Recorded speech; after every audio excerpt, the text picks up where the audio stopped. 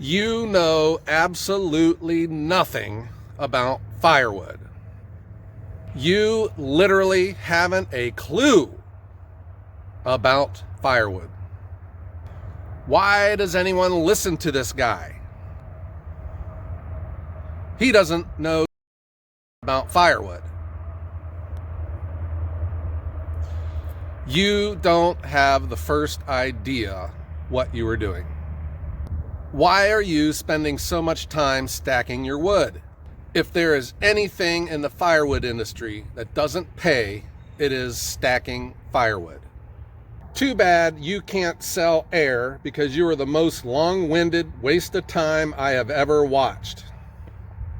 All of those are comments that I have received on my channel over the years. A number of them I've deleted because I am true to my word. I have very high self-esteem. You can say anything about me that you want. I have two rules on the channel: no cussing, no politics. Overwhelmingly, the comments are positive, and that's good because I don't view myself as a controversial person. I'm just a simple guy trying to make a living selling firewood. But the real comment that I received that I want to share with you, and that's the topic of today's video, guys. Joe, I am talking to you right now. You are spending way too much time handling your firewood. Every time you touch your firewood, you are losing money. So right off the start, guys, have you ever said that before? Have you ever heard that before? Chances are you have. That has been a constant refrain, and I get that comment probably once every video, especially when I'm showing my wood yard. If you haven't been around the channel for a while, you know that we stack firewood around here. That is a constant comment that I get about running a firewood business. I spend way too much time. I touch the firewood way too many times, and every time I touch the firewood, I lose money. Here is my opinion about that, guys. I believe the exact opposite. I believe the more times you touch your firewood, the more it becomes worth. And I think the converse is true too. The less you touch your firewood, the less it's worth. I believe the exact opposite of the conventional beliefs in the firewood industry. Now, what do we mean by touching? I don't mean being inefficient. I think I am pretty efficient. Can I get better? Absolutely. But I'm not stacking this row of firewood one day and saying, I need to go take it all to the other side of the yard and stack it over there. That's inefficient. But what I'm talking about touching is processing. When I look at firewood, firewood's a commodity, guys. It's just like a barrel of oil being drilled out of the ground.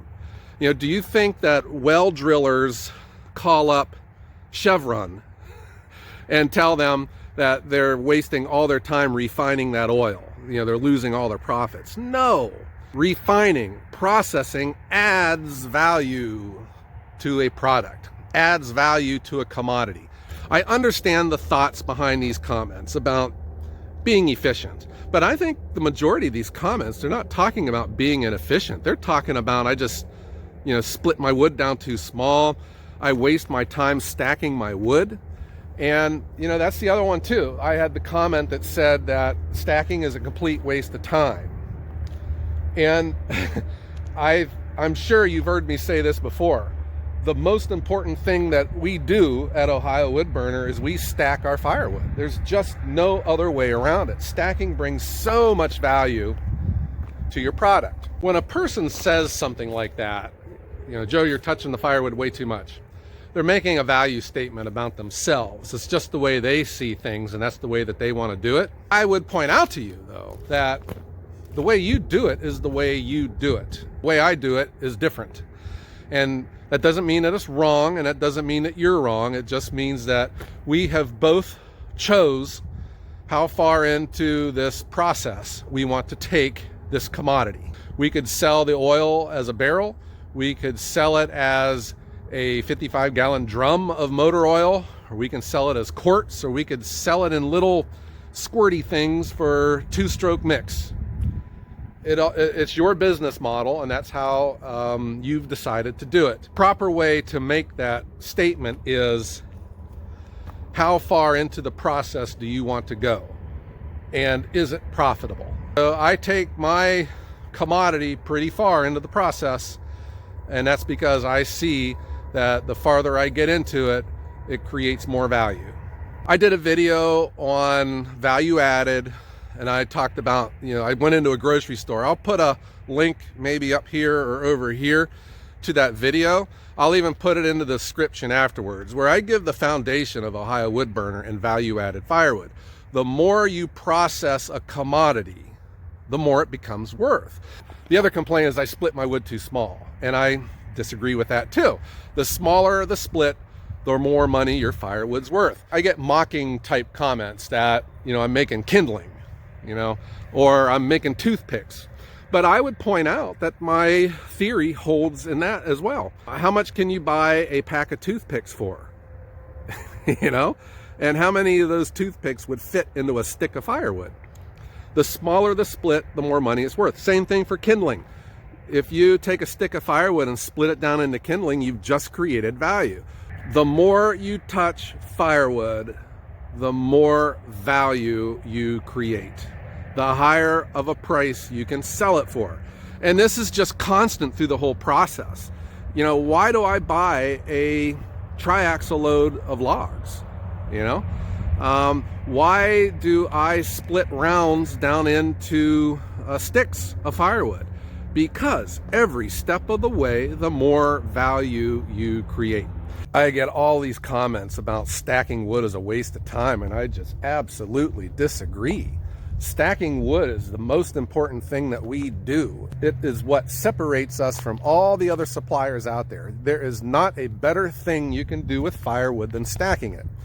So that doesn't mean, though, that not stacking it is bad. It just means that's how you sell it. If I want to sell my wood at a livable wage, I'm going to stack it because it brings that much value. It's not just because it's better for the wood. Man, it brings more efficiencies because loading your truck becomes so much easier. We hand load our trucks because when we take it out to the customer, it looks awesome. The presentation is great. It's just like going to an expensive restaurant when they bring your meal out. The food isn't just slopped down onto the plate. It's got a beautiful presentation. It creates value, and firewood's the same way. On top of that, our customers know that they're getting exactly what they paid for because you can take the measurement right on the truck. And that comes with that repeated comment, just spending way too much time. I am not just processing wood onto the ground and scooping it up with a front end loader along with 6 inches of mud that was underneath it and dumping it onto a customer's driveway. Our process takes a lot more time. It's more labor intensive, but it gives everything back plus more. When you drop off a load of value added firewood at your customers and they have nothing to sweep up when everything's done, that's a big deal. And all of that is from extra touches, extra processing, the opposite of what we've always been told. If I wanted to sell my firewood at a lower price, I would not put as much effort into my firewood. I would process it right onto the ground, scoop it up, dump it, and go. I've already concluded I can't do that as a sole proprietor, so I'm doing it differently. And differently doesn't mean that it's bad. It just means that it's different. How you want to sell firewood is on you. I'm good with whatever you decide. There are different styles of business, especially when you're handling commodities, whether it be a barrel of oil, whether it be a bushel of corn. All right. You think of the farmer and what they sell a cantaloupe for. They sell them by the ton probably, or these gigantic boxes. Do you think that they're going to worry about someone at a grocery store splitting one open and cutting little squares out of it and selling half of the cantaloupe? That's just the way industry is. That's just the way retail is. And the same thing goes for firewood. I have consistently said how you want to sell firewood is good enough for me. I'm just showing you the way that I do it. And when I hear a person say, in order to be profitable with firewood, you have to touch it as few amount of times as possible. Because what does that imply? That implies volume. Because if you're stacking wood, that means you're not making more firewood. You are looking at firewood as a commodity. You have to create a bunch of it because you're not getting a large profit, and you got to sell it cheap. You split it big, you leave it in big piles, and then when it's loaded, you use a front end loader, you scoop it and you dump it, and the customer takes it away, or you drive it out and dump it in their driveway. And that was the thought of how you make money selling firewood. And I thought there's just no way I can do that because it's just me. I took that same approach that I had learned from my professional career and applied it into firewood. I am going to add value to a commodity. So instead of selling crude oil, I'm going to sell motor oil. Instead of selling bushels of apples, I'm going to sell applesauce, right? I'm going to refine that product. So that is my thought about, the firewood industry. And when I get comments like that, I accept all kinds of feedback. I mean it. But the bottom line is I do it different, and it's just the way I do it. Doesn't make it right or wrong. And it doesn't make your belief right or wrong. Your belief is your belief, and that's good enough for me. When it comes to selling firewood, I have learned the exact opposite of conventional wisdom. The more you touch firewood, the more it becomes worth. If you have a round of firewood, how much can you sell it for? Okay, so let's touch it. We pick it up, we put it on a splitter, and we split it into 6 pieces. Now how much is that firewood worth? Is it worth more than when it was around? We touched it, we wasted time, but what did we do? We created value. Now let's split each one of those 6 pieces into 10 slices of kindling. Okay, so now we got 60 pieces of kindling. How much can you sell that kindling for? Let's go on down to toothpicks, the infamous toothpick that always seems to come up with firewood. So we are touching, we are processing, we are adding value to a commodity, and it is bringing us value. It is bringing us profits. We are now able to sell our firewood more than we could if we just made chunk wood and left it into a big pile. When you hear a traditional belief, it doesn't mean it's right. And I would also suspect that the people that say that type of comment, that you're handling the wood too much, you need to just split it and get it gone. The minimal amount of touches is where all your profit is. I believe the exact opposite. But when you hear stuff like that, don't be afraid to ask, is that necessarily true? Guys and gals, there is nothing wrong with being different. Unfortunately, we live in a world where we're conditioned from a very early age to fit in. And if you're different, well, you're different. I think of when you're a little kid, remember in school, you're looking for a group of friends, you all start dressing the same. Even in colleges, when I talk to my daughters, everyone gets into their fraternities and their sororities. They all dress the same. They all wear their hair the same. They have their own words and comments that they use that only make sense to them. It's just the way it seems that things are. And so here we are in firewood. There's this common belief that something has to be done in a certain way, and we just do it. I think it's worth your time to just stop one time and ask, what for? Why does it have to be this way? Why can't it be different? I have a number of examples that I can share with you where I had to deal with that. I still remember I was in my delivery truck. This was right at the very beginning. I stopped at a restaurant. They didn't cook with wood, but they had a big fireplace. And I was outside looking at their firewood rack, and their pieces were a lot bigger than what I made. I was splitting my wood real small. This older gentleman walks up to me, and he just figured it was my firewood because of my truck. And he goes on this big speech about how people split their firewood too small. And he was pointing out this restaurant's firewood, and it was too small to him. And I'm thinking, well, heck, I split mine even smaller than that. Just got the impression that, firewood, maybe I'm wrong, and firewood's got to be split big if I'm going to be successful. And that is just the belief that's out there. If I didn't have the desire to test something different, where would I have been? Because I know that I wouldn't be able to make as much money as I am now. So don't be afraid to be different. And that brings me to, I guess, a little philosophical discussion here about being different. There are a lot of pressures out there on you to conform and to do it the way everyone else does. And I mean, look around. You look at all these retailers, they all look alike. the car manufacturers, all the cars look the same, all the trucks look the same, all of our kitchen appliances look the same.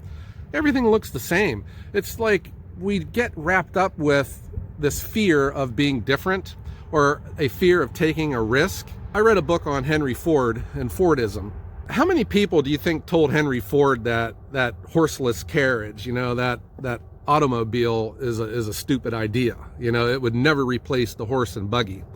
And how many times do you think a horse and buggy strolled past a broken down Model T sitting on the side of the road, about the adversity of ironing out the kinks of a new technology? Well, ultimately, just be the market that will determine that. Same thing with firewood. How was I to know? I just knew I was going to try it differently, and we'll let the market figure it out. Well, the market has responded, at least around where I'm at, because I think I'm doing pretty good. Being different. I think back upon football. When the Green Bay Packers had all their success with Vince Lombardi, everyone did the Vince Lombardi thing. And I played football through the 80s, and it was the same way, that same style of coaching. It was just a militaristic, harsh, school of hard knocks style of coaching.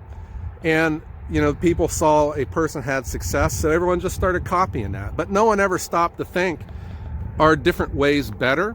And I will challenge you, who do you think is the most successful and winning college football coach of all time? His name is John Gallardi from St. John's University in Minnesota.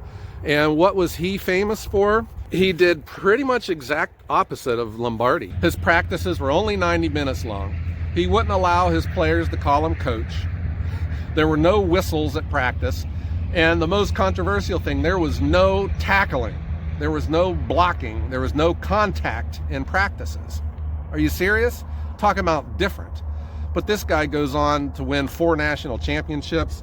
He had almost 500 career wins in college football, and he's different. There are just too many examples out there of being successful by following a different path. If I am told that I'm touching my firewood too much, then I pat myself on the back and I say, good. I just wanted to share my thoughts with you, because that traditional belief is out there, and it will always stay out there. And that's fine by me, but I believe the exact opposite. If you want to make more money, you got to process your wood more. It takes more touches. It takes splitting and resplitting and stacking and loading and unloading, and all of that adds up to more profit. And there you go, guys. I hope you enjoyed this, and I hope everyone has a great day.